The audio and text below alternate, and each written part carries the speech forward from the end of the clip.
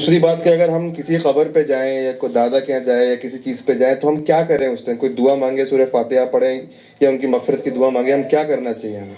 اس بڑا پریشان تھا میں صبح سے، انہوں نے مجھے جب سے ٹوکا. نحمدہ و نصلی علی رسولہ الکریم، اما بعد. آپ دیکھ رہے ہیں نور ٹی وی جدہ اور میں ہوں آپ کا دوست، آپ کا ہوسٹ محمد عاقل، جدہ سے، مملکت سعودی عرب. قبر پر جانے کے بعد کیا کرنا چاہیے؟ خاص طور پر یہ پوچھا جا رہا ہے، مجھ سے کئی سوال آئے کہ میت اگر دفن کر دی گئی ہے اور قبر پر ہم کھڑے ہیں تو وہاں ہاتھ اٹھا کر دعا کرنے کے سلسلے میں بعض لوگ کہتے ہیں کہ یہاں ہاتھ اٹھا کر دعا نہیں کرنی چاہیے. اس سلسلے میں آپ کو لے کر چلتا ہوں سماحت الشیخ صالح الفوزان کی محفل میں. ان سے کیا پوچھا جا رہا ہے تفصیل سے آپ کی خدمت میں پیش کروں گا. ما حکم الدعاء للمیت عند المقبرہ؟ مقبرے یا قبر پہ جا کر جو دعائیں کی جاتی ہیں اس کا کیا حکم ہے؟ ما حکم الدعاء للمیت؟ للمیت ایسا نہیں ہے کہ میت سے دعا کی جائے، جیسے کہ ہمارے یہاں بہت سے لوگ ہیں نا، درگاہوں پر جا جا کر ہمیں یا غوث اعظم مدد کر دیجئے وغیرہ وغیرہ. مدد طلب کرنا اللہ سے کریں، اللہ سے مانگیں. هذا المطلوب. شیخ یہ کہہ رہے ہیں کہ دعا کرنا قبر پر جب جاتے ہیں تو قبرستان میں جا کر یا قبر دفن کرنے کے بعد دعا کرنا هذا المطلوب، یہ تو مطلوب عمل ہے. رسول صلی اللہ علیہ وسلم وقف على القبر ودعا له وامر.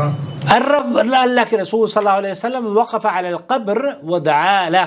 آپ علیہ الصلوۃ والسلام قبر پر کھڑے ہو کر آپ علیہ الصلوۃ والسلام نے دعا کی. استغفروا لاخیکم. اور آپ علیہ الصلوۃ والسلام نے یہ بھی فرمایا کہ اس وقت اس کے لیے دعا کرو، استغفروا لاخیکم فحین یسأل. اس طرح کے الفاظ ہیں. دعاء للمیت عند قبره هذا مشروع. هذا مشروع. قبر پر دعا کرنا میت کے لیے مشروع ہے.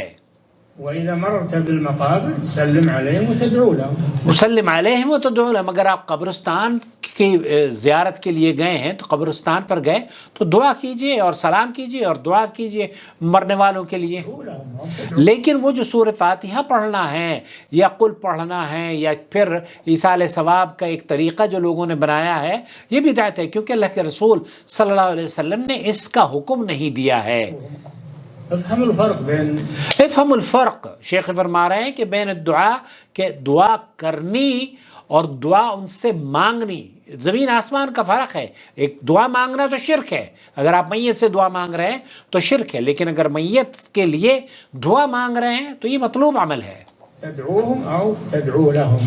تدعوهم او تدعو لهم. تو تدعوهم او تدعو لهم، لانهم بحاجه الى الدعاء. آپ تدعو لهم، یہ تو آپ اس وقت ان کو دعاؤں کی ضرورت ہے. الا یہ کہ آپ کوئی بھی آدمی جا کر، الحمدللہ ہمارے ہاں تو کوئی بھی قبر سے نہیں مانگتا، لیکن وہاں بہت سارے لوگ ہیں قبر والوں سے مانگتے ہیں. هم بحاجه الى دعائك. وہ تو حاجت ہے ان کو. آپ جب جا رہے ہیں دادا کی قبر پہ، دادی کی قبر پہ، پردادا کی قبر پہ، پردادی کی قبر پہ، نانا نانی کی قبر، کسی والد کی، والدہ کی قبر پہ، تو ایون دوست اور احباب کی قبر پہ بھی تو آپ وہاں جا کر دعا کریں. یہ تو مطلوب عمل ہے. فهم لا يملكون لك شيئا. لا يملكون لك شيء. تو یہ بات بتانے کی کوشش کی جا رہی ہے. اما هم فلا يملكون لك شيئا. اور وہ ان کے پاس تو کچھ نہیں ہے آپ کو دینے کے لیے. آپ دے سکتے ہیں انہیں دعائیں. ويقول حفظك الله. اب کیا دعاؤں میں دعا کے لیے ہاتھ کھڑے کیے جا سکتے ہیں؟ وهل يجوز رفع اليدين عند الدعاء الى الميت؟ عند الدعاء الميت، کیا رفع یدین، یا جس طریقے سے ہم اس طریقے سے دعا کرتے ہیں نا، ایسے ہاتھ اٹھا کے دعا کرنا، ایسے دعا ہاتھ اٹھانا، کیا ہاتھ اٹھایا جا سکتا ہے؟ نعم لا بأس. الأصل في الدعاء أنه ترفع الأيدي إلا ما ورد أن الرسول دعا ولم يرفع يديه. آپ علیہ الصلوۃ والسلام نے، دیکھیے دعاؤں کا یہ سن لیجئے، آپ علیہ الصلوۃ والسلام نے جہاں ہاتھ اٹھائے ہیں وہاں ہاتھ اٹھانے چاہیے، اور جہاں آپ علیہ الصلوۃ والسلام نے دعا کے لیے ہاتھ نہیں اٹھائے ہیں وہاں ہاتھ نہیں اٹھانے چاہیے. سماحت شیخ عبدالعزیز بن باز سے بھی یہی پوچھا گیا تو شیخ نے کہا اگر ہاتھ اٹھا لے تو اس میں کوئی حرج نہیں ہے، کیونکہ نبی کریم صلی اللہ علیہ وسلم سے حضرت عائشہ رضی اللہ تعالیٰ عنہ نقل کرتی ہیں کہ آپ صلی اللہ علیہ وسلم قبرستان گئے اور وہاں پر مدفون لوگوں کے لیے ہاتھ اٹھا کر دعا فرمائی. اسے امام مسلم نے نقل کیا ہے۔ شیخ ابن باز کہتے ہیں کہ دعا کرتے وقت ہاتھ اٹھانا قبولیت کے اسباب میں شامل ہے، ماں سوائے چند جگہوں کے، کیونکہ ان میں رسول اکرم صلی اللہ علیہ وسلم نے ہاتھ اٹھا کر دعا نہیں کی، اس لیے ہم بھی ہاتھ نہیں اٹھاتے۔ مثلا خطبہ جمعہ میں آپ صلی اللہ علیہ وسلم نے ہاتھ اٹھا کر دعا نہیں فرمائی، صرف بارش کے لیے دعا ہاتھ اٹھاتے تو بارش کے لیے دعا آپ جب ہاتھ اٹھا کر کیا کرتے تھے۔ اسی طرح دو سجدوں کے درمیان آخر تشہد میں سلام پھیرنے سے پہلے بھی آپ صلی اللہ علیہ وسلم نے ہاتھ نہیں اٹھائے، چنانچہ ہم بھی ان جگہوں پر ہاتھ نہیں اٹھائیں گے کیونکہ اللہ کے رسول صلی اللہ علیہ وسلم نے ہاتھ نہیں اٹھائے۔ اس کی وجہ یہ ہے کہ آپ صلی اللہ علیہ وسلم کا کوئی کام کرنا اگر حجت ہے تو اسی طرح سے آپ صلی اللہ علیہ وسلم کا کوئی کام نہ کرنا بھی حجت ہے۔ یہی حکم پانچوں فرض نمازوں کے بعد ہاتھ اٹھانے کا ہے، اس لیے نبی کریم صلی اللہ علیہ وسلم فرض نمازوں کے بعد شرعی اذکار پڑھتے تھے، ہاتھ اٹھا کر دعا آپ علیہ الصلوۃ والسلام نہیں کیا کرتے تھے۔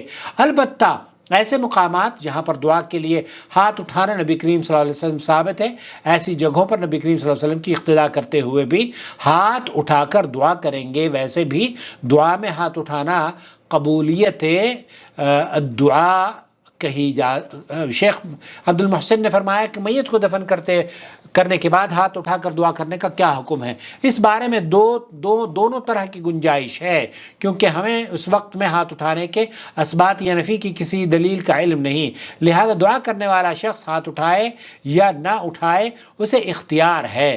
ہاتھ اٹھانے کی تین حالتیں ہیں۔ ایک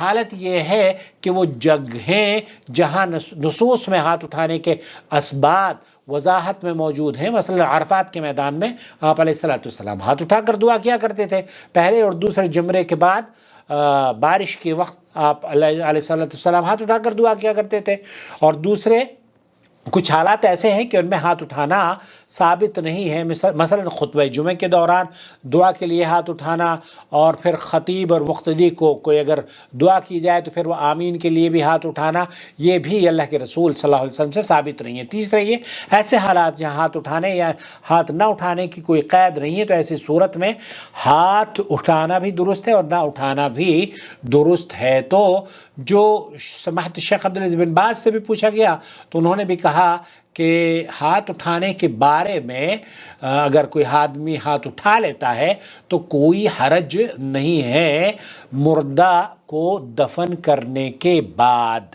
واللہ تعالی اعلم، وصلی اللہ علی نبینا محمد وعلی آلہ وصحبہ اجمعین۔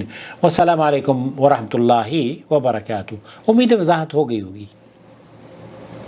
وما أرسلنا من قبلك إلا رجالا نوحي إليهم فاسألوا أهل الذكر إن كنتم لا تعلمون بالبينات والزبر وأنزلنا إليك الذكر لتبين للناس ما نزل إليهم ولعلهم يتفكرون أفأمن الذين مكروا السيئات أن يخسف الله بهم الأرض أو يأتيهم العذاب من حيث لا يشعرون